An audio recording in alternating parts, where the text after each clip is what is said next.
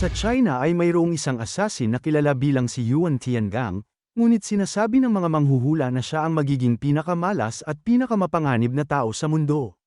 Kahit sinong malapit sa kanya ay tiyak na mamamatay ng nakapangingilabot, at may katotohanan nga ito dahil ang kanyang mga magulang ay pinatay ng mga mangkukulam pagkatapos siyang ipanganak. Kaya naman iniisip ng lahat na si Yuan ay isang halimaw, ang mas malala pa ay pinalayas at ipinatapon siya ng mga taga-nayon. Mabuti na lang at lagi siyang pinuprotektahan ng kanyang tiyuhin dahil hindi niya iniisip na si Yuan ay isang masamang bata, sa halip ay iniisip niya na si Yuan ay isang batang ipinadala ng langit. Mali pala ang paniniwala ng tiyuhin ni Yuan dahil noong siya ay 15 taong gulang na, nagkaroon siya ng malubhang sakit. At sa kasamaang palad, noong inaalagaan si Yuan, ang kanyang tiyuhin at mga kaibigan ay walang awang pinatay ng masasamang mangkukulam. Ang mga mangkukulam ay naglalayo na kuhanin ang Dragon Sword na may napakalakas na kapangyarihan. Sinasabi na ang espadang ito ay may kapangyarihan na kayang wasakin ang mundo dahil sa walang limitasyong kapangyarihan ito, buti na lang at itinago ng tiyuhin ni Yuan ang espada para hindi ito makuha ng mga mangkukulam. Makalipas ang 2 araw ay tuluyang nagising si Yuan at laking gulat niya dahil nasira ang lambak na kanyang tinitirhan at pinatay pa ng mga mangkukulam ang kanyang tiyuhin. Sa puntong ito ay mas naging kumbinsido si Yuan na siya nga ay isinumpa, at mula ngayon ay determinado na siyang ipaghiganti ang pagkamatay ng kanyang tiyuhin. Simula nang mangyari yun ay namuhay na si Yuan ng mag-isa, ngunit isang araw ay napagtanto niya ang isang kapangyarihan na nasa loob niya. Lumalabas na sa buong oras na ito, kaya pala niyang hulaan ang pagkamatay ng isang tao sa pamamagitan lamang ng pag-alam sa petsa ng kanilang kapanganakan. Nang lumaki na si Yuan, nagpasya siyang maging hitman para mabuhay at makakuha ng mga lihim na impormasyon dahil hanggang ngayon ay hindi niya alam kung sino ang pumatay sa kanyang tiyuhin. Bilang isang hitman ay hindi siya maaaring manatili sa nag-iisang lugar. Makalipas ang 15 taon, nasa 30 taong gulang na si Yuan at pansamantalang naninirahan sa isang bayan na tinatawag na Mantou. Doon niya nakilala ang isang magandang babae na nagngangalang Sheena, ngunit kahit na siya ay tulad ng isang anghel, siya ay isang ahente na mamamatay tao. Siya ang middleman sa pagitan ng mga kliyente at ng mga hitman.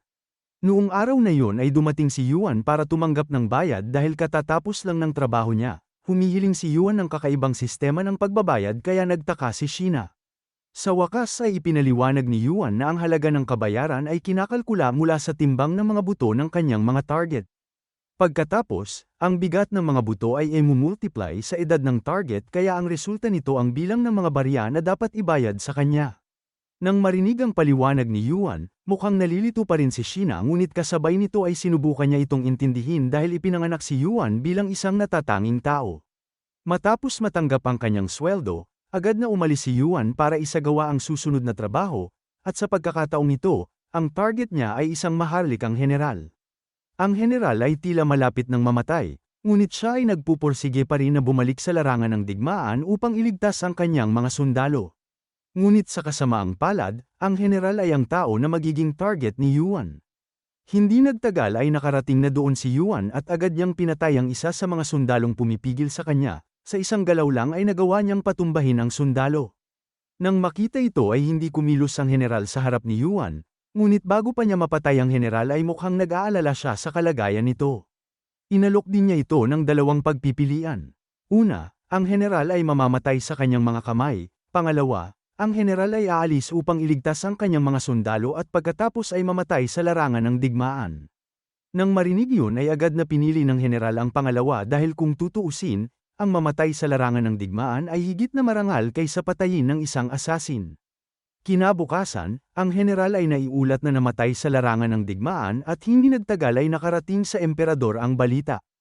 Ayon sa maharlikang tagapayo, ang pagkamatay ng general ay isang bagay na kapakipakinabang para sa emperador. Bukod dito, ang general ay may potensyal na magsagawa ng kudeta upang agawin ang kanyang trono. Gayunpaman, kailangan pa rin ng emperador ng proteksyon kaya sinabi niya sa kanyang tagapayo na hanapin ang dragon na espada, na maaaring magpanatili sa kanyang posisyon. Sa kabilang banda, bumalik si Yuan sa Mantou upang makipagkita kay Sheena at kunin muli ang kanyang sweldo, dahil kung tutuusin, namatay ang general dahil sa pagpipilian na ibinigay niya. Pagkatapos noon ay hiniling ni Sheena kay Yuan na hulaan ang kanyang kamatayan, at gamit ang kanyang kapangyarihan ay nakita ni Yuan ang isang nakakagulat na kapalaran. Si Sheena ay papatayin ng isang tao sa loob ng 10 araw. Nagulat man ay hindi naman mukhang nalungkot si Sheena, sa katunayan ay sinubukan niyang manatiling masaya at mag-enjoy sa mga huling araw niya. Maliban doon ay nagbigay din siya ng pagkain sa mga taong walang tirahan. Nang makita ang kabaitan ni Sheena ay nalungkot si Yuan dahil alam niyang malapit nang mamatay ang babae. Gusto niya siyang iligtas mula sa kamatayan, ngunit kinabukasan ay umalis si Sheena nang walang paramdam, kahit na gusto siyang protektahan ni Yuan. Lumalabas na pumunta si Sheena sa lugar ng gobernador na nagngangalang Liu. Sa hindi inaasahang pagkakataon ay sinadya siyang puntahan ni Sheena upang patayin. Pumuslit siya at inatake ang mga bantay, ngunit natalo lang siya nang makalaban niya ang isang lalaking may mahabang buhok na nakasuot ng puting damit. Siya ay isang sikat na mandirigma na nagngangalang Chun Feng na nakatuon sa pagbabantay kay Liu. Kahit na nagawa niyang talunin si Sheena, hindi niya ito agad pinatay at sa halip ay piniling ipakulong.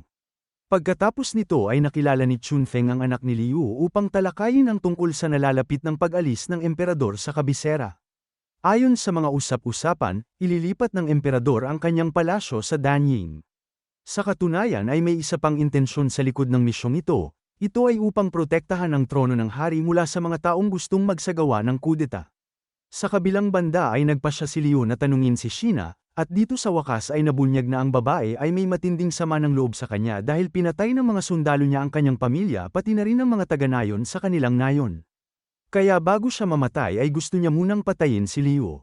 Nang marinig yun ay humingi ng paumanhin si Liu dahil ginawa niya lang ito dahil sa utos ng emperador. Noong panahong yun, nais ng emperador na patayin ang lahat ng mga taga-nayon na may lahing Turko, kabilang na ang pamilya ni Sheena.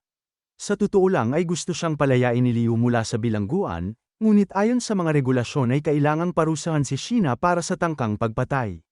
Nang dadalhin na siya ng mga tauhan ni Liu sa bilangguan, biglang may umatake sa kanila. Nagawa ni Yuan na tapusin ang lahat ng mga tauhan ng gobernador at sinamantala ni Sheena ang sandaling ito para tapusin ang matanda.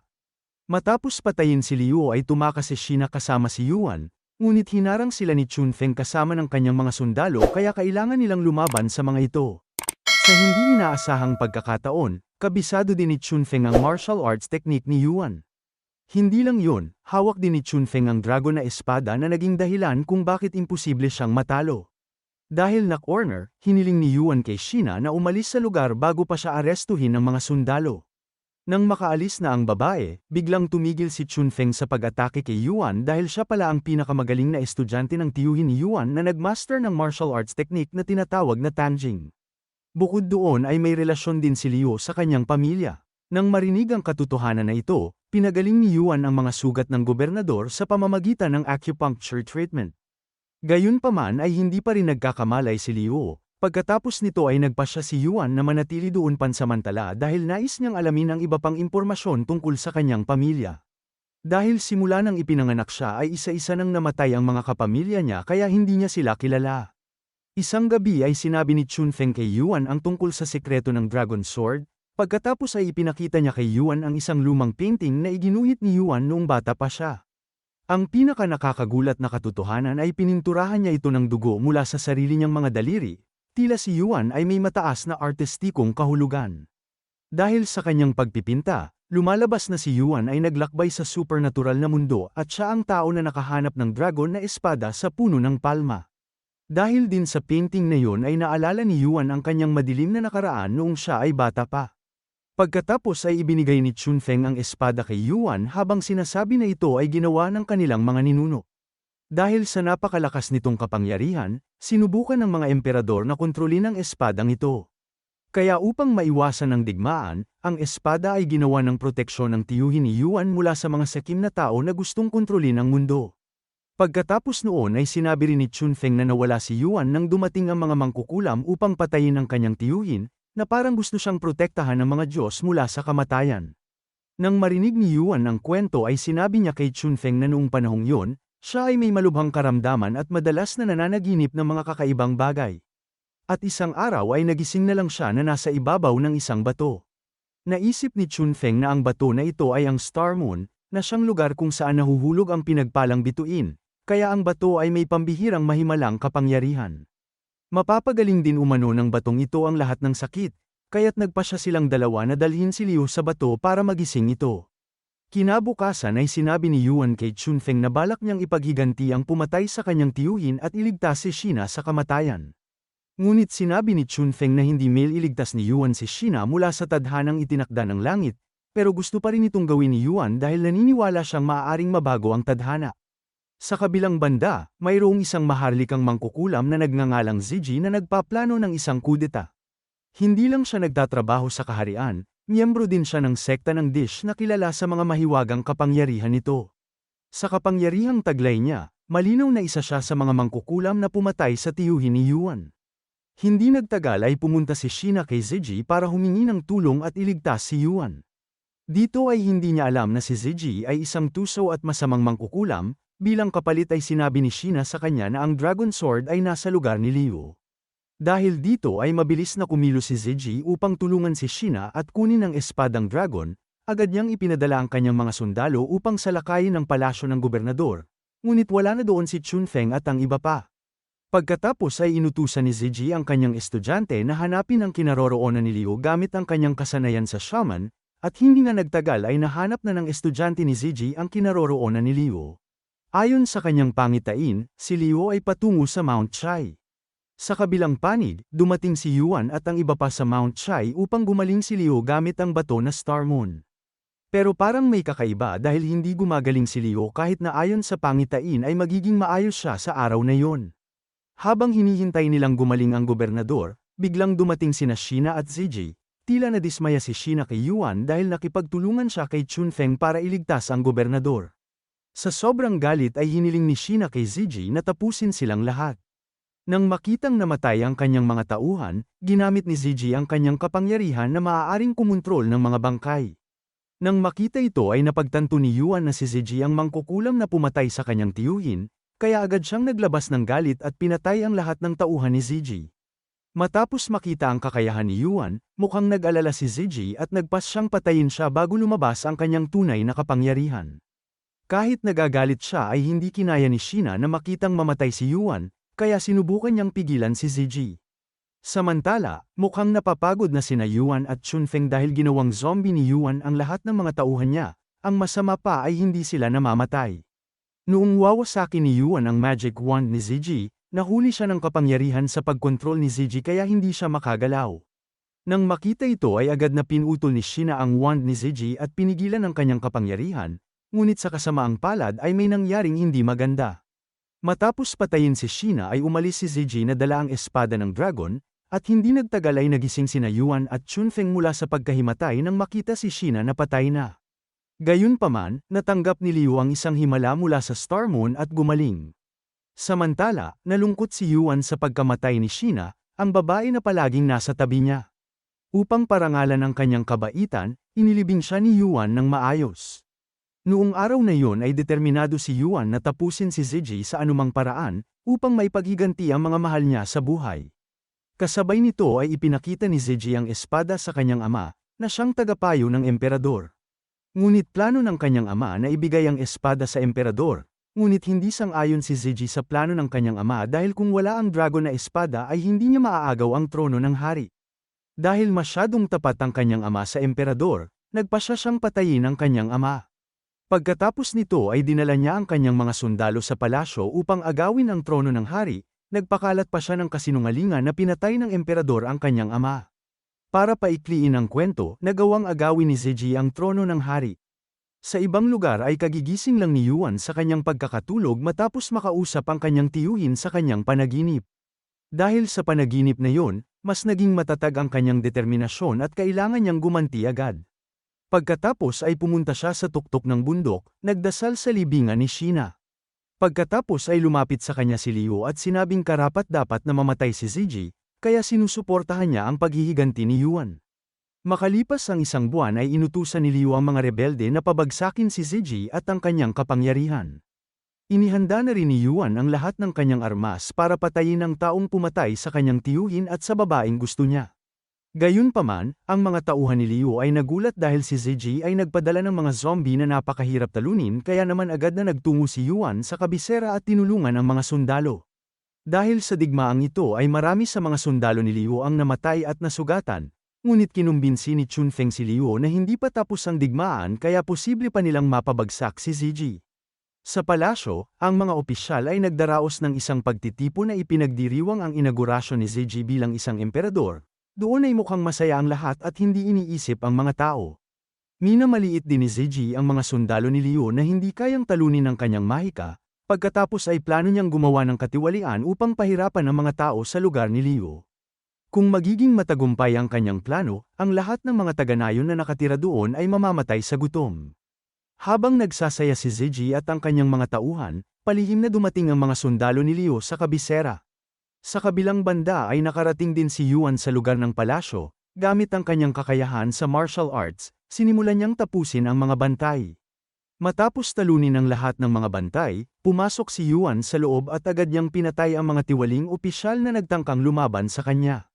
Pagkatapos ay hinamon ni Ziyi si Yuan sa isang tunggalian, ngunit bago pa magsimula ang laban ay pinatay ni Ziyi ang kanyang buong tauhan. Lumalabas na sinusubukan niyang buhayin sila bilang mga zombie para madali niyang mapatay ang kanyang kalaban, ngunit hindi natakot si Yuan at nagsimulang labanan ang mga zombie. Sa pagkakataong ito ay nagawa ni Yuan na tapusin silang lahat at matalo ang mahika ni Ziyi dahil simula nang mamatay si Shina, ang puot na nararamdaman niya ay nauwi sa isang walang kapantay na lakas. Dahil doon ay kinabahan si Ziyi at agad niyang inatake si Yuan, ngunit dahil sa lakas at tiwala niya sa kanyang sarili ay nagawa niyang patayin si Ziyi gamit ang kanyang malakas na suntok. Ngunit ang pinakamahalaga ay natapos na niya ang kanyang paghihiganti. Nang makita ang husay ni Yuan, sumuko ang buong hukbo ng palasyo. Pagkatapos ay naglakad si Yuan sa gitna ng palasyo nang may buong pagmamalaki habang bitbit ang ulo ni Ziyi, ibig sabihin ay wala na ang kapangyarihan ni Ziyi. Matapos manalo sa laban ay nawalan ng malay si Yuan at muling nanaginip. Sa kanyang panaginip ay nakausap niya si Shina at bago tuluyang maghiwalay ay pinayuhan siya ni Shina na mamuhay ng maayos.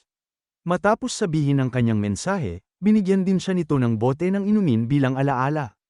Kinabukasan ay nagising si Yuan mula sa kanyang panaginip at nakita niya ang bote na ibinigay sa kanya ni Shina kahit na sa tingin niya ay hindi ito totoong nangyari.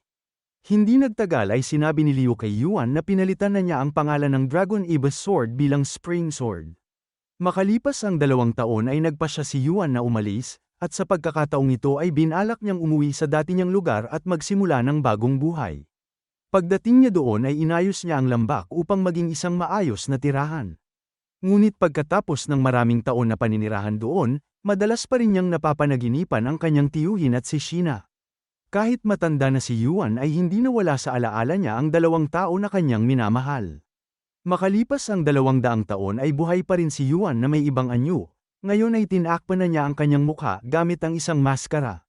Sa oras na yun ay kilala na siya bilang lubos na iginagalang na master ng Spring Sword. Sa pagtatapos ng kwento, makikitang gumagala si Yuan upang maghanap ng isang mandirigma na maaaring pumalit sa kanya. Dito na nagtatapos ang kwento, sana ay nagustuhan mo ito. Kung hindi ka pa nakasubscribe ay mag-subscribe ka na upang matulungan mo ang channel na ito. Mag-comment ka na rin tungkol sa kwento. Salamat!